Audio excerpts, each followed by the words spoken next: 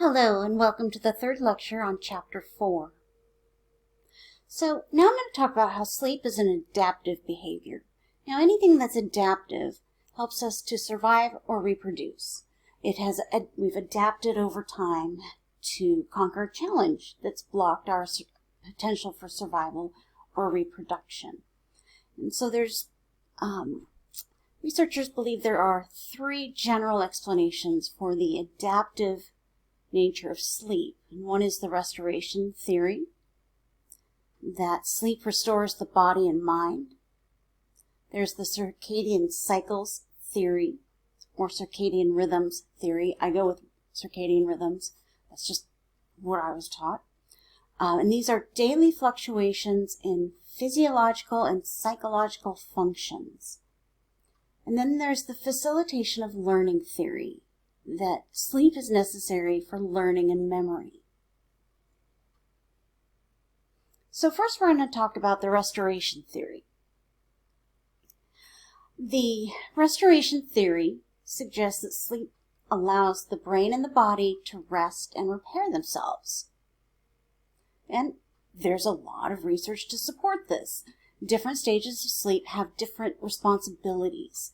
So, we were looking at the stages of non-REM sleep and REM sleep.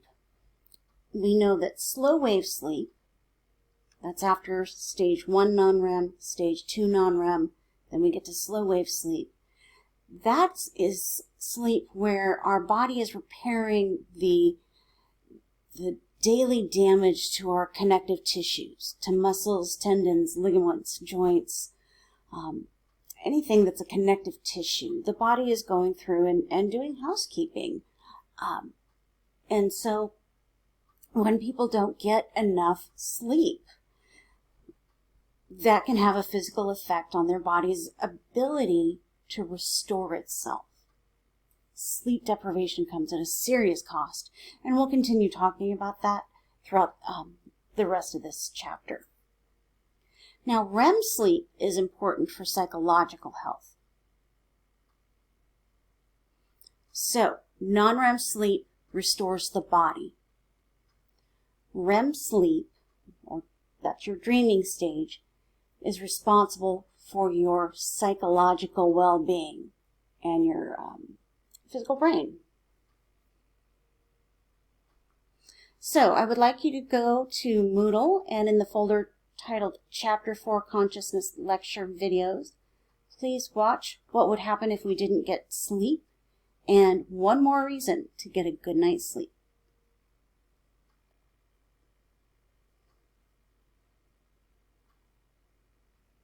Welcome back. So those do a really good job of showing you how detailed the body, how critical sleep is for our basic everyday health. Sleep deprivation comes at a great cost, and it's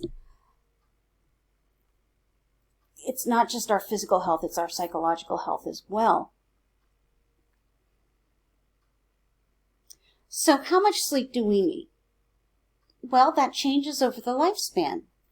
So infants, let's say that first 18 months to 24 months, they need 14 to 15 hours of sleep a day. A lot of sleep, and they need it. What's interesting is infants and young children spend half of their sleep time in REM sleep. The rest of us don't.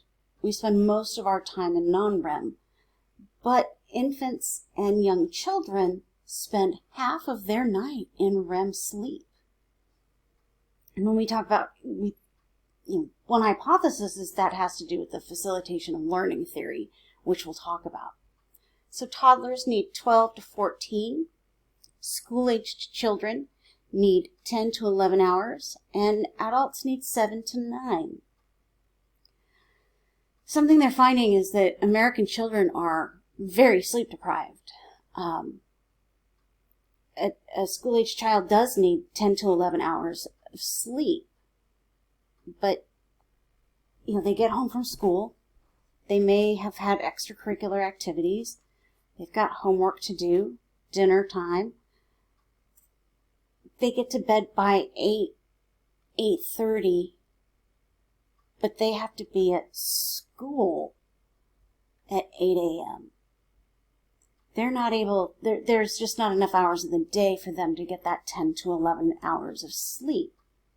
What they found is that school districts who have changed to a later start time, by just 30 minutes, who start 30 minutes later, grades improved because children were getting more sleep.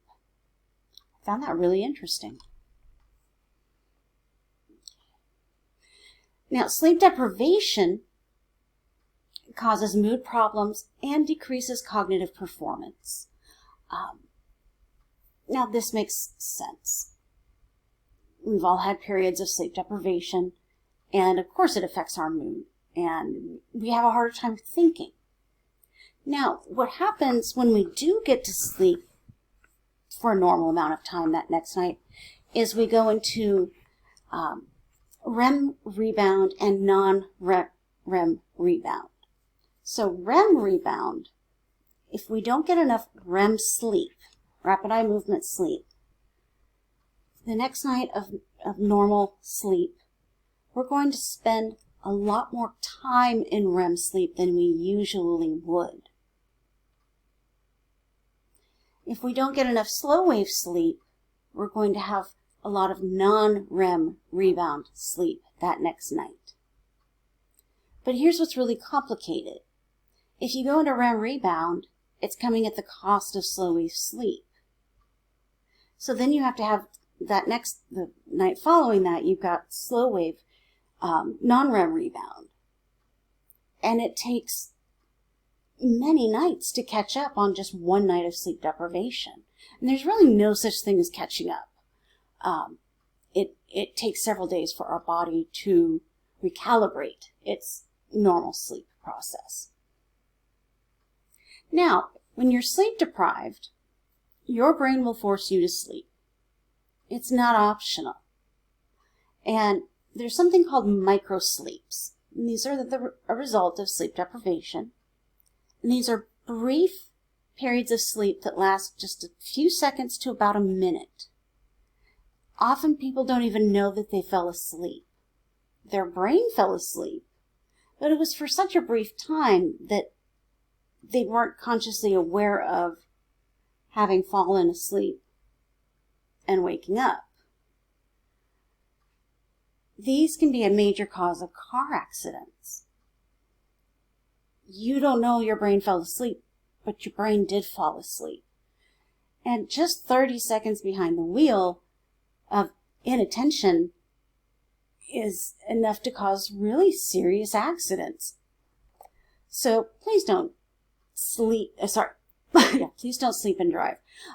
Don't drive when you're really drowsy, because you're going to have microsleeps. They will happen. You can't stop them from happening. Turning up the music is not going to help. Blasting the AC in the middle of winter is not going to keep you awake enough. Your brain will still go into microsleeps. You must sleep. You must only drive when you're rested. So please go back to Moodle and watch the video, What Would Happen If You Didn't Sleep?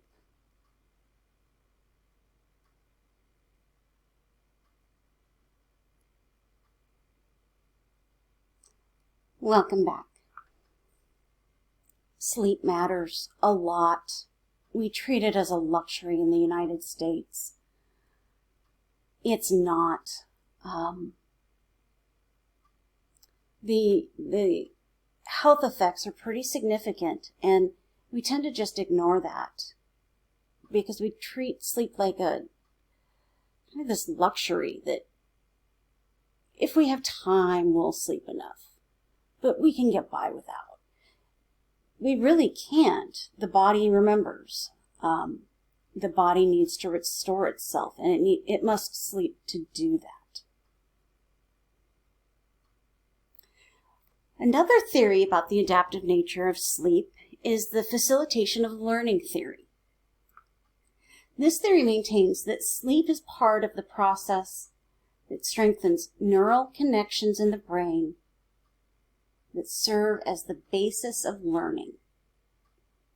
So, this theory means that when we're sleeping, the brain is working on strengthening those neural pathways so that we can learn and remember things. So sleep is critical to learning and memory, especially REM sleep.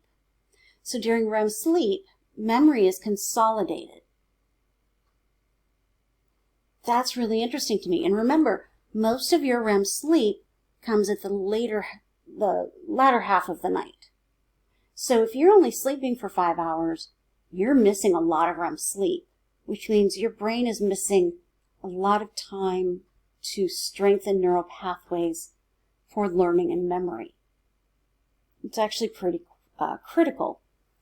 One of the types of memories that is very much consolidated during REM sleep is procedural memories. And these are memories of how to perform a sequence of behaviors.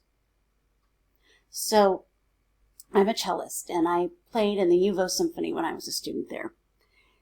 And after a rehearsal, the days that I had rehearsal, I would always dream about, I would think about symphony rehearsals. And it was always the music that we were working on, that we were learning for our concert.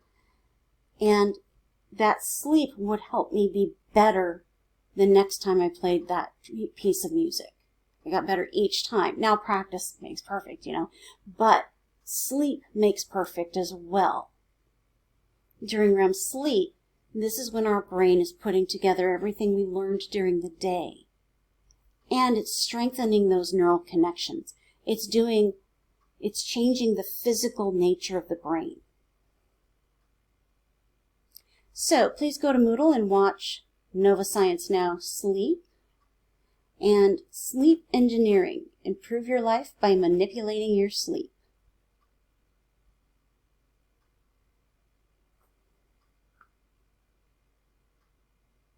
Welcome back. I think both of those videos do a really good job highlighting the facilitation of learning theory and REM sleep. Now, during REM sleep, the brain areas necessary for newly learned tasks are reactivated, and that's what strengthens the task's neural pathways. So, when you're dreaming, your brain is activating those neural pathways as if you were doing that task at that moment. It's actually a practice session. And every time you practice, every time a neural pathway practices something, it gets slightly stronger and stronger and stronger.